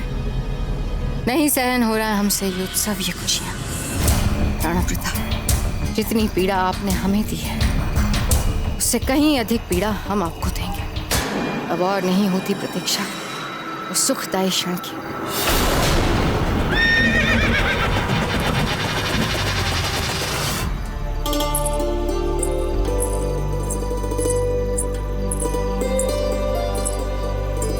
राणा जी। जी। आज पहली बार हमें बहुत प्रसन्नता और खुशी महसूस हो रही है। चलते भविष्य में आपको ऐसे और कई अवसर देंगे जब आपको ऐसी प्रसन्नता और इससे अधिक प्रसन्नता हमसे अनुभव होगी। भविष्य का पता नहीं हमें, परंतु हाँ, आज तक आपने हमें जितना भी सुख दिया है वो किसी भाग्यशाली स्त्री को भी नहीं मिला होगा। आप ऐसी दार्शनिक बातें क्यों कर रही हैं? क्या आप गृहस्थ जीवन से उब चुकी हैं? नहीं, उसका तो प्रश्न ही नहीं उठता। तो फिर ठीक है, संसार भर की सारी खुशियां आपके चरणों में लाके रख देंगे। कौन विश्वास करेगा कि राणा प्रताप जैसे शूरवीर भी ऐसी प्रेम भरी बातें कर सकते हैं? भाई क्यों नहीं, शूरवीर प्रेम भरी बातें क्यों नहीं कर सकते?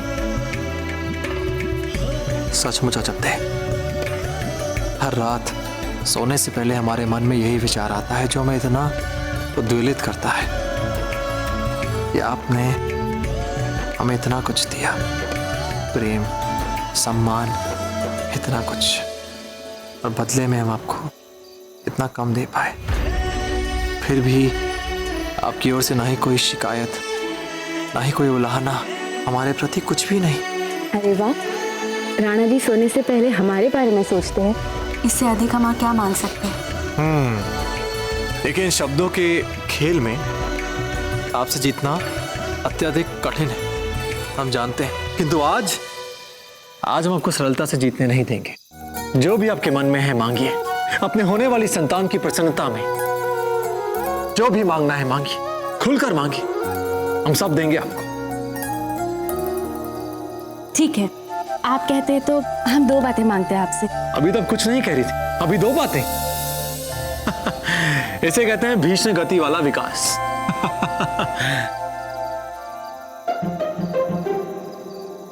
अरे हम परिहास कर रहे थे। मांगिए, क्या मांगना चाहती हैं? सबसे पहले तो चांद का विवाह करवा दीजिए। अब वे बड़ी हो चुकी है, उचित समय है उनका, देख नहीं रहे आप? चांद? चांद तो अभी बहुत छोटी है, उसका विवाह कुछ और समय नहीं रह सकती हमारे साथ। नहीं राणा जी, हर बात का एक उचित समय होता है, और अब उनका समय हो चुका है कि वे इस घर से चली जाए। वे कहीं और प्रसन्न रहेंगी। कहाँ प्रसन्न रहेंगी? जब आप विश्राम करेंगे ना, तब इस विषय पर सोचना, आपको आपके उत्तर मिल जाएंगे। ठीक है, सोचेंगे। अब आपकी दूसरी मांग। आप जानते हैं इस विषय पर हम पहले भी आपसे बात कर चुके हैं राणा जी, और जब आपने अभी बात बोली थी तो मान जाइए ना। हम फिर से उस विषय पर बात नहीं करेंगे अजब। राणा जी, क्यों हट कर रहे हैं आप? फूल का भी तो उतना ही अधिकार है ना आप पर, उसे भी तो सुख मिलना चाहिए ना। उसे अपना अधिकार ना देकर आप उस पर कितना अन्याय कर रहे हैं, पता है आपको? राणा जी, आपको हमारी भावनाओं के लिए अगर डर लग रहा हो तो हम आपको बता दें कि इससे अधिक प्रेम और आप हमें क्या दे सकते हैं। मान लीजिए हमारी बात। हमने कहा ना आपसे, हम उस विषय पर बात नहीं करना चाहते।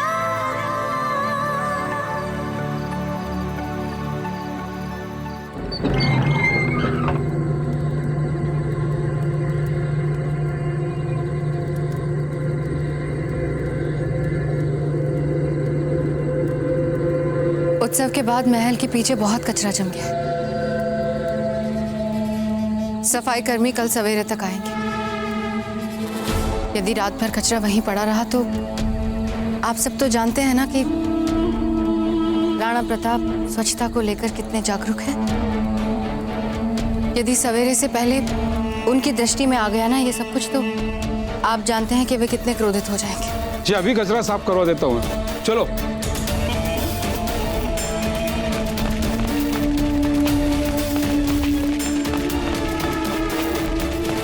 आप लोग भी जाइए ना। अकबर ने शांति संधि के लिए उपहार के तौर पे यह हाथी भेजा है। तो फिर युद्ध की मानसिकता लेकर यहाँ क्यों खड़े हैं इतने अकड़ कर? जाइए आप लोग। अच्छा, समझ गए।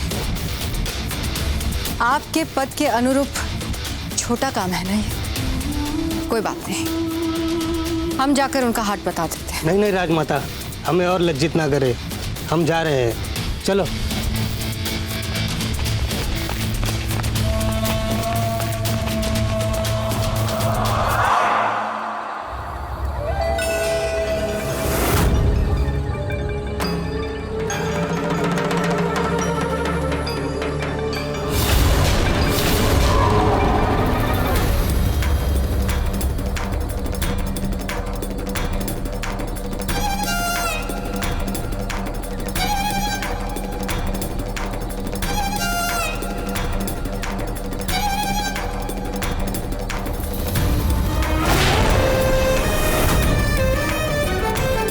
चलो।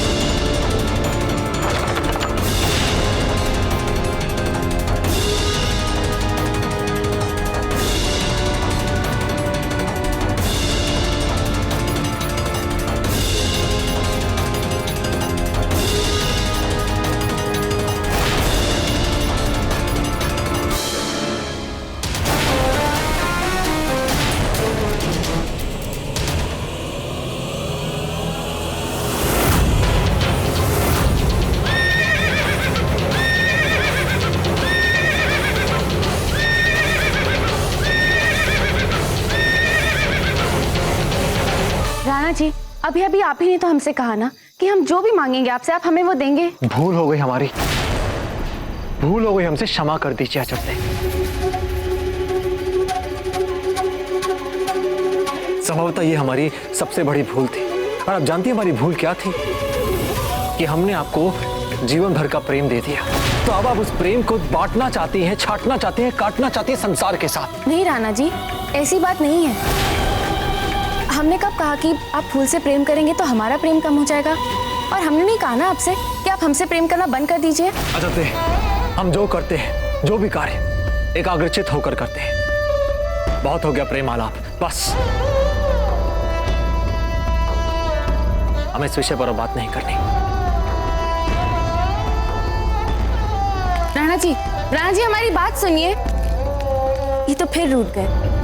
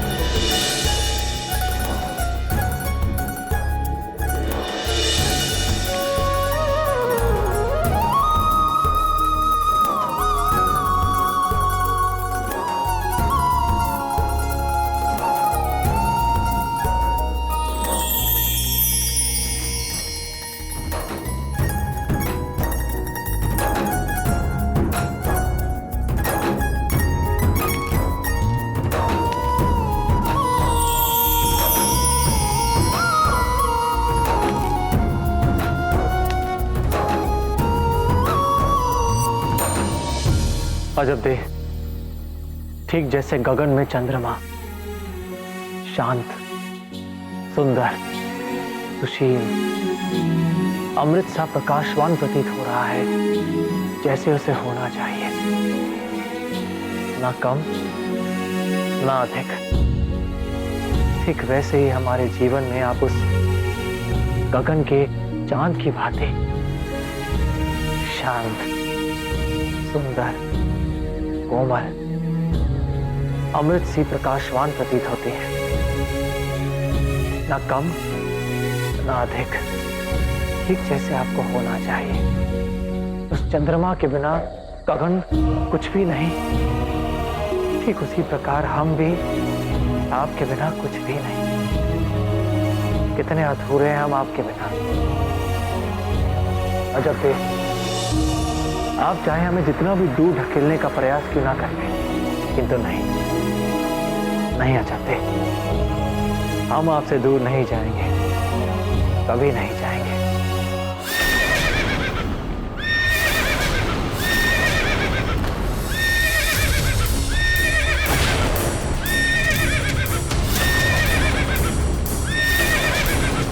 तो चेतक के हिनहाने की आवाज है।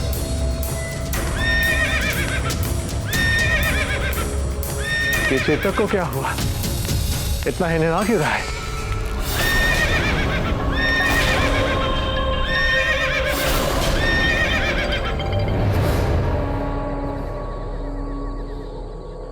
ये चेतक इतना हिनहा क्यों रहा है? लगता है ये लकड़ी के हाथी से डर गया है। लकड़ी के हाथी से? नहीं, चेतक बहुत साहसी है, हम आकर देखते। जी। युद्ध की संभावनाएं क्षीण होते ही ऐसे शिथिल हो जाएंगे अब सब। चाहे युद्ध का मैदान हो या राजमहल की सुरक्षा, हमें हमेशा सजग रहना होगा। राजमहल के हर सुरक्षा कर्मी को हर समय युद्ध के मैदान जैसे सजग रहना होता है। आसपास तो सबको सजग दृष्टि रखनी ही है और एक दूसरे पे भी आप सबको कड़ी दृष्टि रखनी है। हम आते हैं अभी अग्रिम सुरक्षा चक्र का निरीक्षण करके। आप लोगों को थोड़ी छूट दी नहीं कि हो जाते हैं शिथिल। ऐसे होती है राजमहल की सुरक्षा।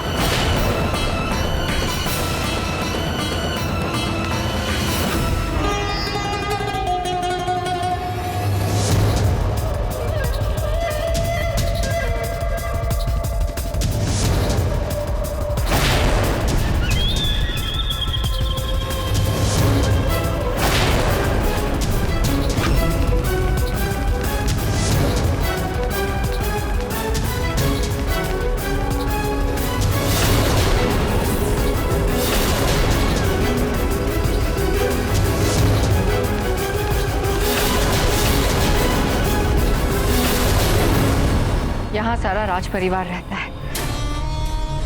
राणा प्रताप का भी कक्ष आगे ही है, ऊपर की ओर। जरा ध्यान रखना, सुरक्षा व्यवस्था का निरीक्षण करने चुंडावच्ची आते जाते रहते हैं।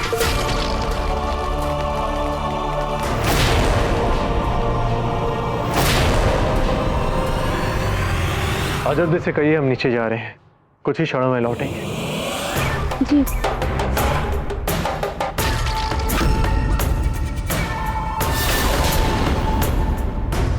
अब आएगा शिकार करने का मजा। जाने की जरूरत ही नहीं पड़ी, शिकार खुद पे खुद चल के यहाँ आ रहा है। इस समय कुछ भी नहीं। इस समय कुंवर प्रताप जागे हुए हैं, इसलिए उनके सभी सुरक्षाकर्मी इस समय सजग होंगे। उनके कई सारे निजी सुरक्षाकर्मी चप्पे चप्पे पर छितराए हुए हैं। ऐसा कुछ भी मत करना जिससे सारी बात बिगड़ जाए। मोहतरमा जानती नहीं आप हमें, चाहे जितने भी हिफाजती सिपाही हो, हम उनको कच्चा चबा जाएंगे। शहंशाह ने स्पष्ट फरमान दिया है कि जैसा हम कहेंगे आप बिल्कुल वैसा ही करेंगे।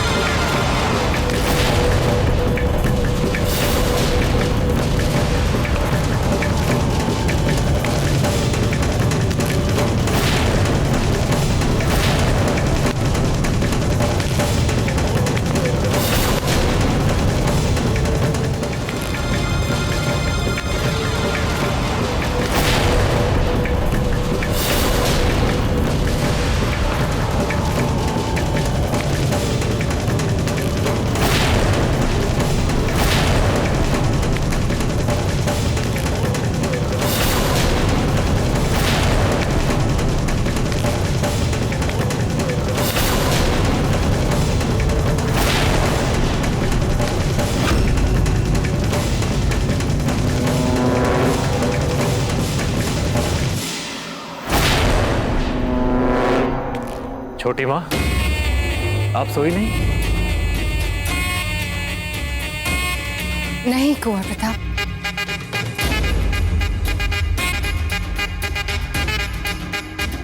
वो उत्सव के बाद कचरा इतना फैला था, उसी को साफ करवा रहे थे हम।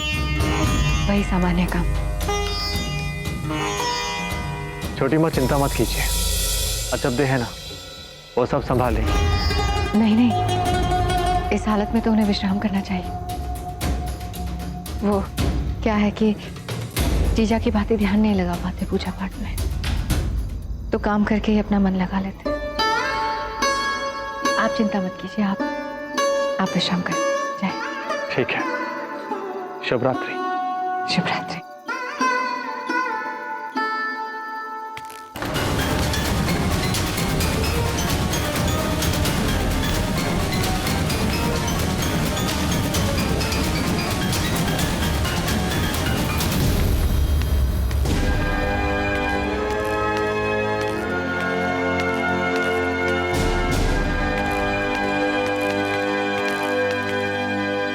खम्मा घड़ी राणा जी, कहाँ जा रहे हैं आप? अश्वशाला जा रहे हैं चेतक से मिलने। सैनिकों, चुंडावत जी, हम मानते हैं कि स्थितियां तनावग्रस्त हैं, किंतु अपने ही महल में हमें सुरक्षा चक्र की कोई आवश्यकता नहीं। राणा जी, हमारी आपसे करबद्ध प्रार्थना है, कर लेने दीजिए हमें हमारा काम नियमानुसार। यदि आप इसमें भी बीच में पड़ेंगे तो फिर ठीक है, आइए।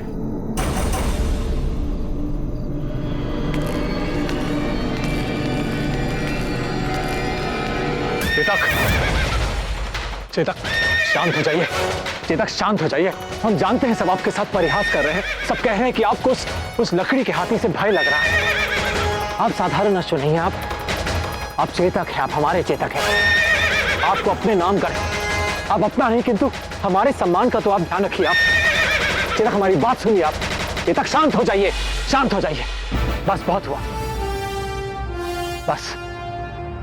चेतक, अब आप पिता बन चुके हैं। क्या कहेंगे आपके पुत्र कि आप एक शूरवीर अश्व नहीं है? बस शांत हो जाइए। देखिए, मध्य रात्रि आप यूं इस तरह ही निराएंगे तो सबकी निद्रा भंग हो जाएगी। इनका ध्यान रखिएगा।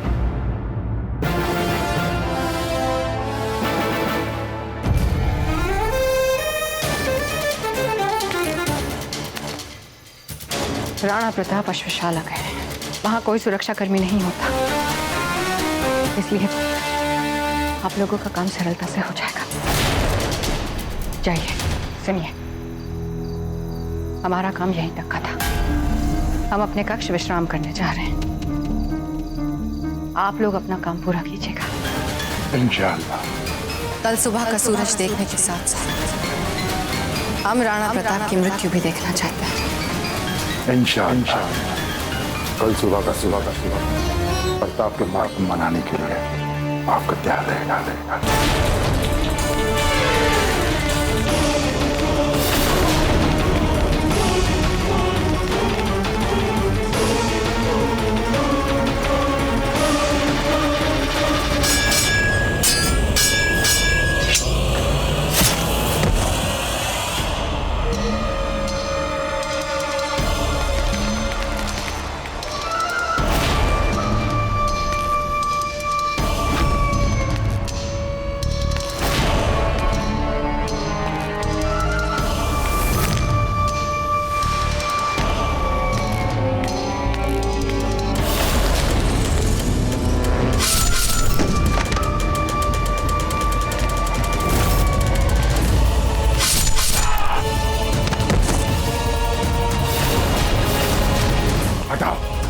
जल्दी आ जाओ उनको।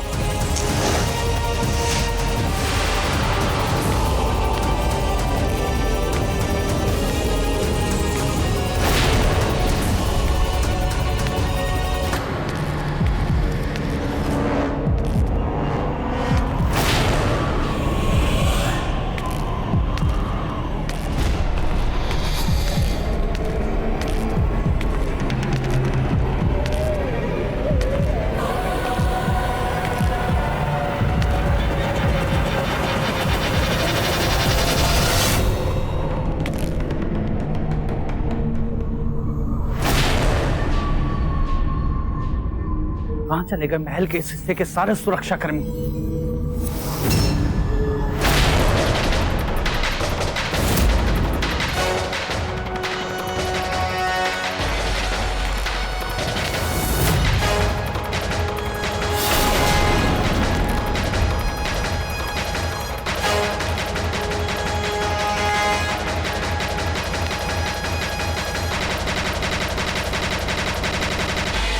महल के इस भाग में कीचड़ सने पाव के निशान। किसका ऐसे दुस्साहस है? कौन है वहां? कौन है वहां? कौन है?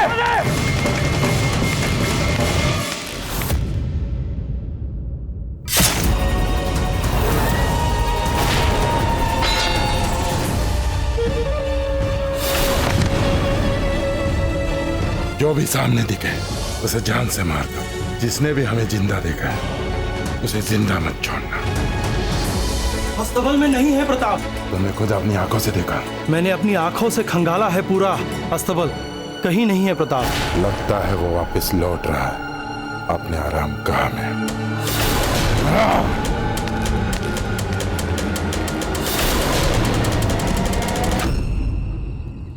चेतक ने हिनहिनाना क्यों बंद कर दिया?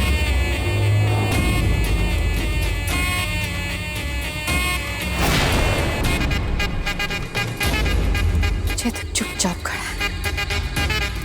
देख लीजिए, कहीं ऐसा तो नहीं कि फैजल के पहुंचने से पहले प्रताप वहां से निकल गए।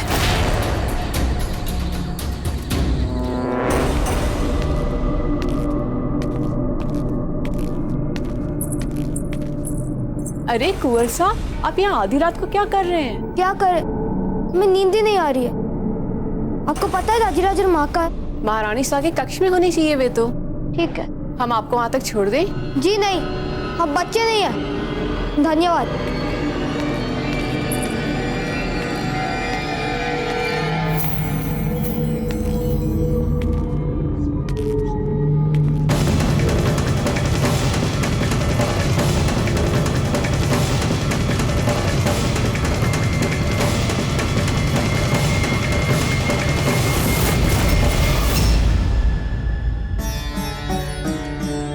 अमर सिंह जी, कितनी रात गए, आप अपने कक्ष के बाहर क्या कर रहे हैं? सोए क्यों नहीं अब तक?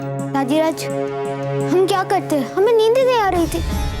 नींद नहीं आ रही थी तो क्या यूं इस प्रकार भटकने से आपको नींद आ जाएगी? जी नहीं, हम माँ के पास जा रहे थे।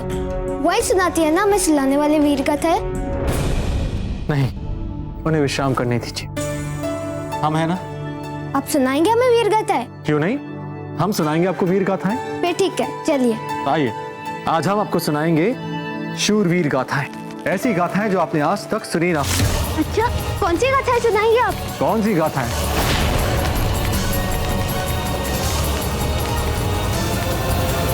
कौन हो तुम लोग?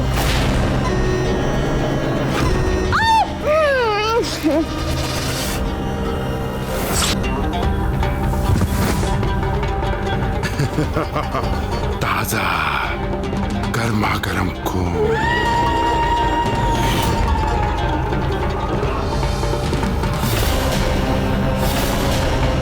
कहाँ गया ये प्रताप? हमें तो लगा था कि वे परिहास से बाहर निकले हैं। कहीं ऐसा तो नहीं कि सचमुच गुस्सा हो गए वे, परंतु हमने गलत ही क्या कहा? रानी माँ भी तो हमसे यही कहकर गई थी कि फूल का ध्यान रखना, उनके अधिकारों का ध्यान रखना। और यदि उन्हें हमारी बात अच्छी भी नहीं लगी तो इतना बुरा मानने वाली क्या बात है? जानते हैं ना वे कि हम किस हालत में हैं। कहीं ऐसा तो नहीं कि राणा जी ने हमारी बात मान ली और वे फूल के कक्ष में चले गए?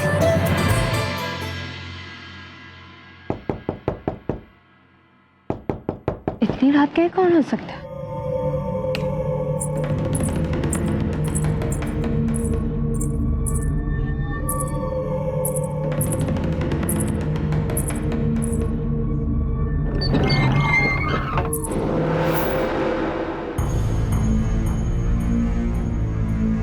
चुप थे आप सोई नहीं अब तक?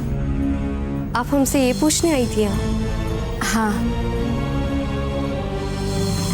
नहीं, वो हम देखने आए थे कि राणा जी है क्या। हाँ, किंतु आपको कैसे पता चला कि आज वो यहाँ है हमारे कक्ष में? हम तो चाहते ही थे कि आप क्या चाहती रहती है हम जानते हैं जब। अब चलिए मिल लीजिए उनसे, नहीं तो बुरा मान जाएंगे हमारे राणा जी। आइए। नहीं नहीं फूल, इस समय भीतर आना ठीक नहीं होगा, हम चलते हैं। अरे क्यों नहीं आना चाहिए? चलिए आइए मिल लीजिए। फूल सुनिए, ये रहे हमारे राणा जी।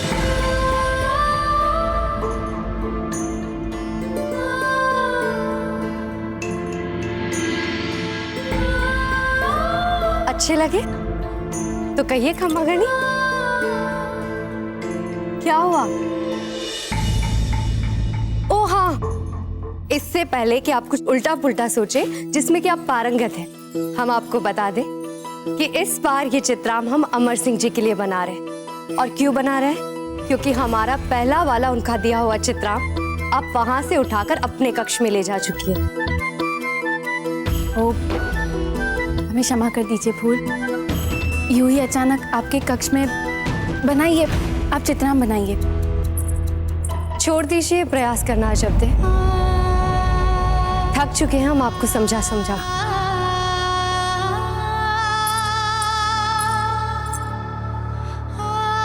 इस समय हम आपके आने वाले नन्हे मेहमान के बारे में अधिक सोच रहे हैं, इसके अतिरिक्त कुछ नहीं सोच रहे और ना सोचना चाहते हैं।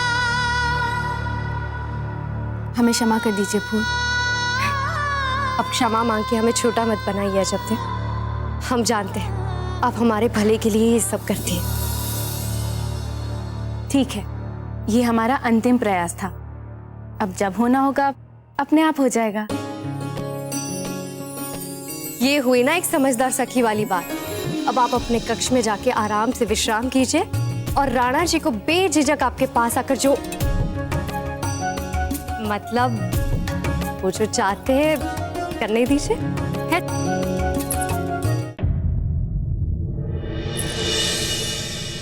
एक बात कहे फूल। अमर सिंह जी, आपकी मां सा, उन्होंने बिजोलिया को केवल एक न्यायपूर्ण शासन ही नहीं दिया, बल्कि जब भी अफगानों ने बिजोलिया पर आक्रमण किया, उसे घेर लिया, तो एक शेरनी की भांति वे बड़ी ही निर्भीकता से, निडरता पूर्वक उन्होंने अपनी सेना का नेतृत्व किया और उन अफगानों का सामना किया। वे उन अफगानों से भिड़ गई।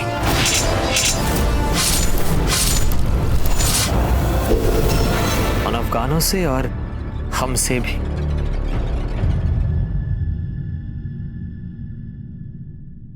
आज तक लोगों ने आपको आपकी भारी सुंदरता की वजह से पहचाना है, परंतु जब उन्हें यह पता चलेगा कि आपके सोने जैसा मन इस काया से भी अधिक सुंदर है, तो देखना सब पागल हो जाएंगे।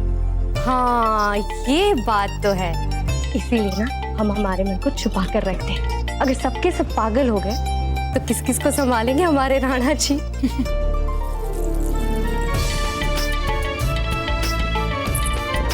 हम आते हैं।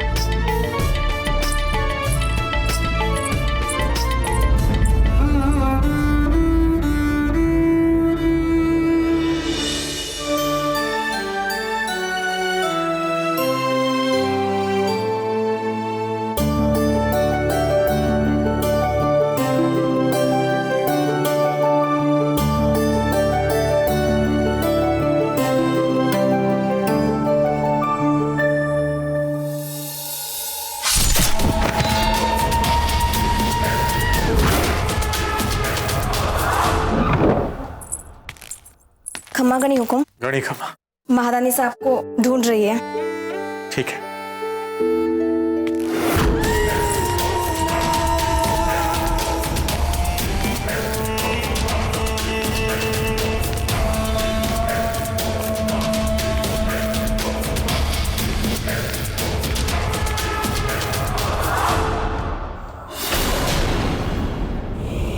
रुक जाइए।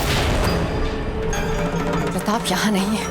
यदि प्रताप के पहले अपने अमर सिंह को मार दिया तो सारे सुरक्षा कर्मियों का ध्यान आप पर पड़ जाएगा। प्रताप अपने कक्ष में होंगे, वहां जाइए। सबसे अधिक उनके मिलने की संभावना वही है।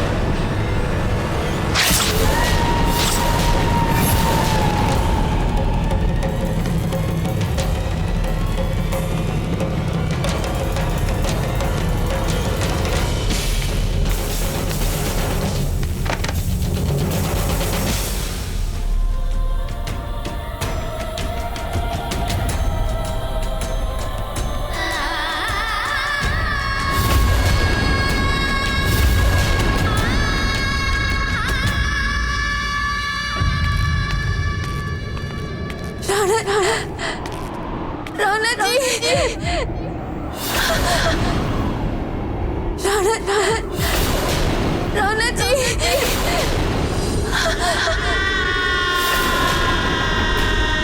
आ जाते।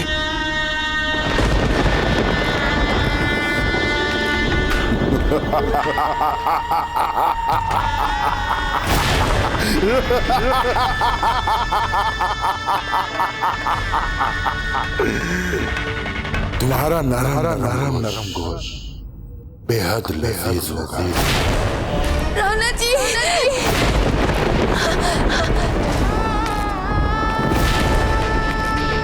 नरम नाज़नीन का आदम गोश, और वो भी ताजे खून में।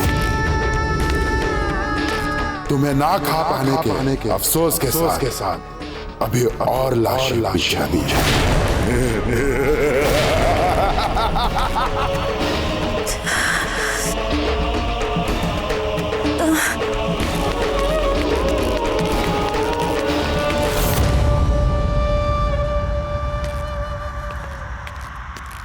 अजब थे।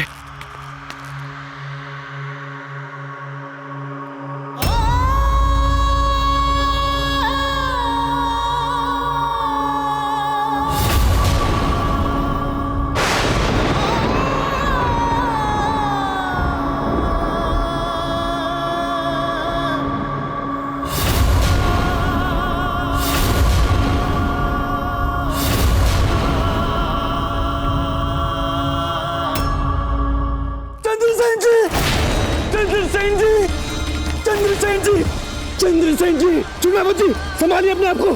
क्या हो गया ये चंद्रसेन जी? आक्रमण हो गया हमारे महल पे। आक्रमण? किसने किया ये आक्रमण?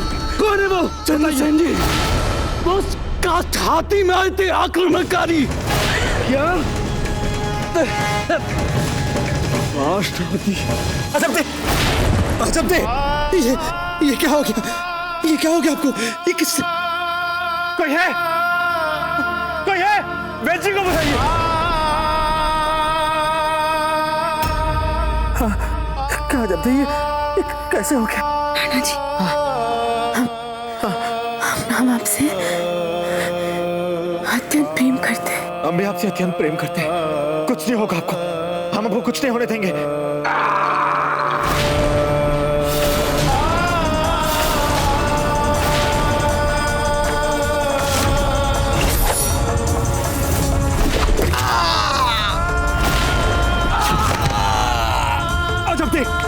अजब दे, कुछ नहीं होगा आपको, कुछ नहीं होगा।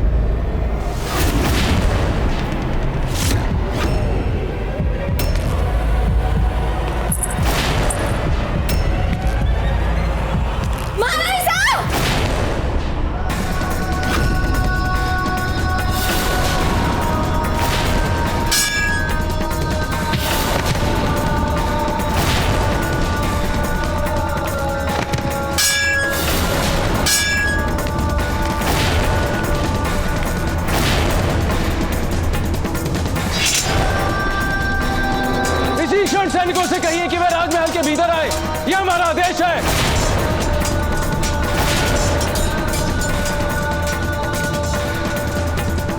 मेवाड़ के वीर महाराणा प्रताप के जीवन को करीब से जानने के लिए चैनल को सब्सक्राइब करें और बेल आइकॉन दबाना न भूलें।